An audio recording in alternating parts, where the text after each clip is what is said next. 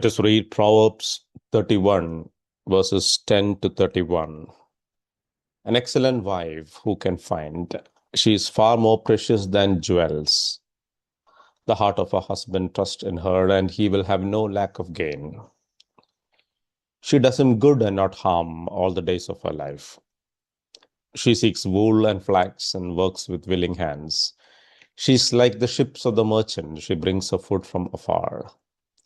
She rises while it is yet night and provides food for her household and portions for her maidens. She considers a field and buys it. With the fruit of her hands, she plants a vineyard. She dresses herself with strength and makes her arms strong. She perceives that her merchandise is profitable. Her lamp does not go out at night. She puts her hands to the distaff, and her hands hold the spindle. She opens her hand to the poor and reaches out her hands to the needy. She is not afraid of snow for her household, for all her household are clothed in scarlet. She makes bed coverings for herself. Her clothing is fine linen and purple. Her husband is known in the gates when he sits among the elders of the land. She makes linen garments and sells them. She delivers sashes to the merchants. Strength and dignity are her clothing, and she laughs at the time to come. She opens her mouth with wisdom, and the teaching of kindness is on her tongue. She looks well to the ways of her household and does not eat the bread of idleness. Her children rise up and call her blessed. Her husband also, and he praises her. Many women have done excellently, but you surpass them all. Charm is deceitful and beauty is vain, but a woman who fears the Lord is to be praised. Give her of the fruit of her hands, and let her works praise her in the gates. When setting up a carom board, it's important to place a red coin in the center before arranging the other coins around it. If this order is reversed, the coins just will not fall into the right alignment. In life too, we need to fixate on the right center. For otherwise, even our best efforts will be unfruitful. Proverbs 31, 10 to 31 portrays a woman, not a perfect one, but one whose life is rightly centered. It is the picture of a woman whose heart is anchored in reverence for God, which invests the various areas of her life with purpose, strength, and grace. This passage may seem to present an impossible standard, but its proper use is to guide us in the right direction. For its heart lies in the words of verse 30, charm is deceptive and beauty is fleeting, but a woman who fears the Lord is to be praised. The passage begins with a question, an excellent wife who can find? This does not imply that such a woman does not exist, but that a God-fearing character is rare and valuable. Such a wife is worth far more than rubies, not because of her outward beauty, but because her attitudes and actions are shaped by her relationship with God. Among the first things said of her is that she holds her husband's heart in faithfulness and benevolence. Verses 11 to 12 tells us the heart of her husband trusts in her. She does him good and not harm all the days of her life. Trust is not built overnight. It grows through loyalty, integrity, and faithfulness in doing good. A God-fearing woman reflects this in her relationships. Her words match her actions. Ruth demonstrated this character, choosing to remain with Naomi amidst complete uncertainty. She declared, "Where you go, I will go. May the Lord do so to me and more also, if anything but death parts me from you." Ruth 1, verse 16 to 17. Her loyalty flowed from a heart that honored God by acting as he would wish, even in unfamiliar territory. The passage describes her as diligent and hardworking. Verses 13 to 19 describe a woman who embraces her responsibilities with willingness and purpose. She is not idle or passive. She takes initiative. She understands the value of her work, whether managing a home, providing for a family, or engaging in trade, and so she works with purpose. Her diligence is not driven by pressure, but by a heart committed to stewardship. Rebecca reflects this spirit when she willingly drew water, not only for a stranger, but for his camels as well. Genesis 24:18 to 20.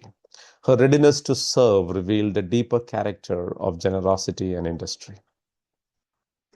That generosity becomes even clearer in verse 20. She opens her hand to the poor and reaches out her hands to the needy. For a woman who fears the Lord, her reverence for God overflows into compassion for others.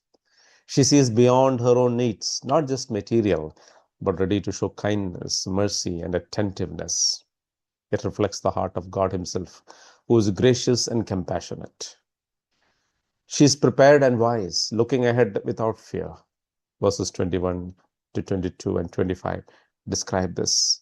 Strength and dignity are her clothing, and she laughs at the time to come. This confidence does not come from controlling every outcome, but from trusting the one who does. Abigail displayed such wisdom. In 1 Samuel 25, she acted quickly and discerningly to prevent disaster with courage and humility. Her actions were guided by the wisdom that comes from fearing the Lord. Verse 26 says, she opens her mouth with wisdom, and the teaching of kindness is on her tongue.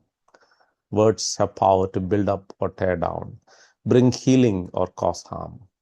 Knowing this, a God-fearing woman chooses her words that are thoughtful and gracious, not careless or impulsive. She speaks truth and love. Esther's story reminds us of the impact of wise and timely words. In a moment that could have been driven by fear, she spoke with courage and skill, and God used her to save His people. The passage also highlights her watchfulness and discipline. Verse 27 says, she looks well to the ways of her household and does not eat the bread of idleness. She manages well what is entrusted to her and cares for it faithfully. She works hard rather than enjoy the fruit of other people's work, the bread of idleness. And God notes her faithfulness in the unseen moments of ordinary life. As a result of her character, she is honored and respected. Verses 28 to 29 say, her children rise up and call her blessed. Her husband also, and he praises her. This honor is not demanded. It is earned through lifelong integrity and love. Her influence is a blessing beyond her immediate circle. Her legacy encourages others to seek the joy of godliness rather than seeking accomplishment. And the foundation of it all, a woman who fears the Lord is to be praised. Verse 30. The fear of the Lord is not blind terror, but knowing that He is the wise, powerful, and good creator and judge to whom we must give account. It is centering our lives on His will. It is allowing His wisdom, love, and truth to guide our decisions and shape our character. The women we encounter in Scripture faced uncertainty, made difficult choices, and lived in challenging circumstances. But their reverence for God's truth shaped their actions in every life through loyalty, diligence, courage, and compassion. Proverbs 31 is not a checklist to measure ourselves against or a standard to feel discouraged by. It is a picture of a God-centered life. And for all of us, it offers both encouragement and direction. It reminds us that our worth is not defined by outward appearance or worldly standards, but by our relationship with God. For men, this passage describes the essential worth of a woman, the kind of woman who is to be desired as a wife. But it also calls them to be worthy of her by walking in the fear of the Lord. Let us hold on to this truth. Life that fears the Lord will be evergreen, not necessarily in worldly success, but always rich in eternal value. May God raise up many who will live with this kind of centered devotion, lives marked by loyal reverence for Him.